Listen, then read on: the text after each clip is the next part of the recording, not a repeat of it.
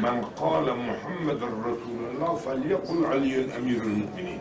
یعنی میگه حدیث پیغمبر اسلام است، هر کسی محمد رسول الله بگه بگه علی امیر المؤمنین. محمد عبده و رسوله چه؟ نه نور نگفته، فقط میگه من قال محمد رسول الله فليقل علی امیر المؤمنین. فقط در اذان دیگه. در احتجاج تبرتی دار امام حضرت صادق منقول است کہ من قال لا الہ الا اللہ فلیقل محمد رسول اللہ ومن قال محمد رسول اللہ فلیقل علی امیر المؤمنین.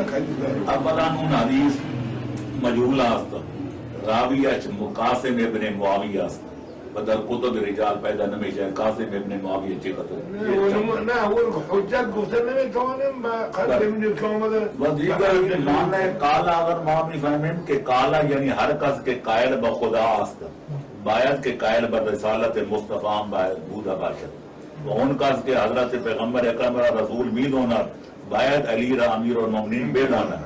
یعنی لا الہ الا اللہ محمد رسول اللہ علی ولی اللہ معنی کال ہی نہیں اس کہ ہر جا دو ہو یا دین ہم دو ہو یا ورنہ خود آئمہ کے نہ خواندن خود حضرت صادق نہ خواندن مقبول ہے تو ایک ادھر نماز نہ خواندن.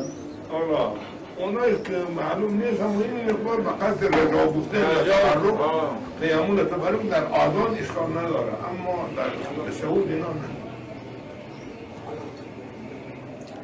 اما جسارت میشه اگر علماء کرام یا نرم گوش در اذان نداشتن مردم جسارت نمی کردن که در تشهد بگوین.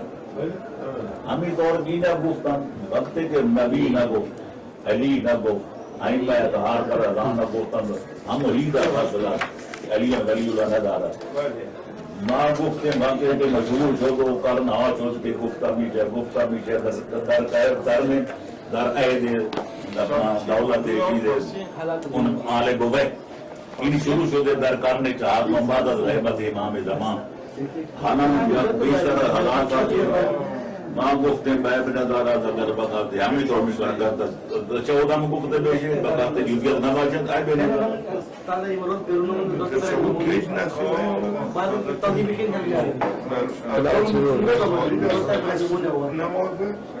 قبل نماز اشکال نگفته بخاطر رجای اشکال آذان شروع شده آذان